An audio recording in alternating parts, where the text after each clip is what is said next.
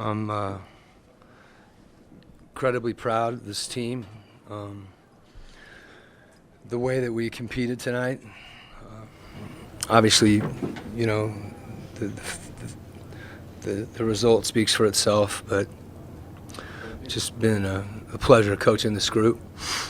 And like I said, I'm proud of the way we battled and competed and put ourselves in a position to win the game. It just didn't turn out the way we wanted. Did that last play, that work out the way that you had planned for it, the way you drew it up? You know, there's so many factors that go into the game, and, you know, obviously Bojan's as clutch a player as there is. You know, we've seen him hit big shot after big shot. And there was the back end of the play if he wasn't open. Because, you know, we didn't need a three, but we thought that we could take a stab at it. And no better guy to take that shot. And, you know, I know nobody's feeling that more than he is. And it's one of those things that we say a lot about no one play makes the game. You know, it's easy to focus on the end of the game, but, you know, there was things throughout the game that, you know, that you want to do a little bit better, that, you know, maybe give you a different situation at the end of the game. But as far as, you know, him having that shot, you know, I think everybody in the locker room would want him to have that shot at that point in time. Looking at the perimeter defense, you guys held them without a three-point field goal in the first quarter. Dallas was able to make 17 on the final three quarters. Did anything change in terms of the looks they were getting? You know, they went to, you know, during the third, they went to straight isolation. And, you know, in that situation, it's, you know, there's a lot of factors that are going to play into it, you know, beginning with guarding the ball and which direction you're trying to send the ball so that you have a better opportunity to rotate. And, you know, we had some breakdowns in those situations the way every team would, but I don't. You look at that, and I think we'll look back at the shots, and some of them were clean, and some of them were really contested. It's a, you know, when you have Luka Doncic out there and they're playing pick and roll, and we were hedging early in the game to try to keep those matchups, and, you know, eventually they start rolling to the basket, and that gives them an advantage, particularly when they're in a five-out situation where it's difficult to help on the roll. You know, and you've got to rotate in that situation. You know, then you hedge and hedge again, and eventually end up in a switch situation, whether it's on, you know, a small or a big. It's virtually impossible to take that step back three away from him. You know, and then when you get that matchup and he's making that, you need to try to get it out of his hands, which he knows when you're going to do that. And you know, again, you're in some rotation situations. So, you know, when you get a player that's able to do that many things with that size and find people, you compete. And I thought, you know, as example, you know, the shooting in the third quarter, you know, tip your hat to them. I think, you know, what were they, 8 of 12, I think. What's that? 8 of 11. Okay, 8 of 11. And then you know, to give our guys credit, there was a few things that we tried to do differently just to give them some different looks. We played a little bit of zone, and that helped us for a couple possessions.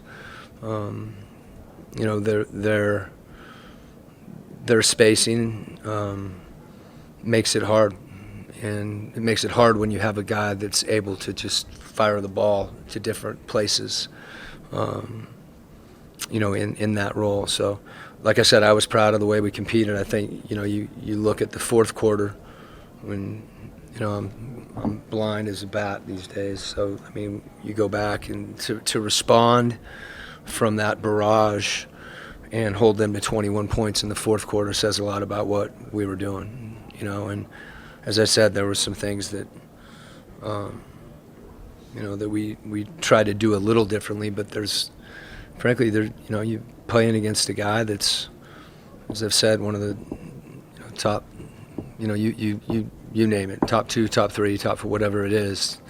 And I thought, like I said, no one had a breakout game for them. They had a breakout quarter where they made shots, and again, our team did not waver in that moment. They raised their level, and we had our share of looks too.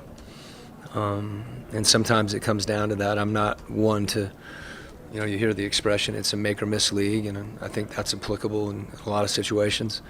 But at the same time, I have unbelievable respect and confidence in our guys and the way we played, and I thought we were aggressive. I thought we were fearless, which we talked about, needing to be when we had clean looks to hunt them. And when they weren't there, we had guys that made great reads and got in the lane and got better looks. So no shame in the way we played, and we got beat, and that's obviously that's a tough one. I think we felt like we were playing well enough to win this game, and and there's some other things that we didn't convert on, some transition situations where we turned the ball over, which is always tough. Those are momentum plays. So I'm getting pretty granular right now, but I think to bring it back to what I feel is the most important thing is this has been a great team to coach, and I love these guys, and love having the opportunity to coach them and grow with them, and you want the result to be different. But I told the team, I think we're lucky, and when you have something that you get to do in life professionally that you're passionate about, you try to remind yourself to be grateful for that. And that doesn't mean that it's always fun. It doesn't mean you always get what you want. But when you step back and you have a chance to compete with a group of these guys like this, and with the staff that I have, and it's a privilege. When you look at the series that was this close in spots, is it tough for you as a coach to not look back on the last 6 games and think, hey, if we had maybe done this, or maybe done that, this could be a different result? Or is it something that, at this point you just try to look forward to what's next? There's always a period of time where it's difficult to, we're sitting here, 20, 30 minutes after the game where, you're not looking forward. You're feeling the moment.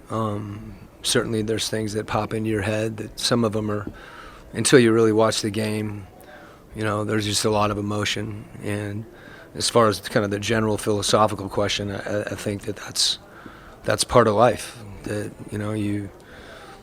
throughout everything you do, you try to evaluate how you can be better, and I think that's how we've approached, the whole year. We've talked about trying to be our best at the end of the year.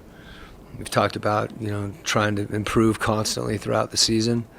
And I felt like tonight we played our best basketball of the series. We weren't perfect, but this is one of those ones, and from that standpoint, I think, you get your 2 guards with, you look at Mike and Don, with 9 assists and 8 assists and spraying the ball around and trusting each other and, playing that way. And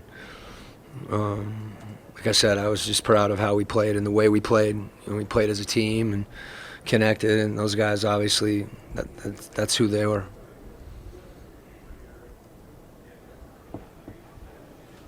Okay.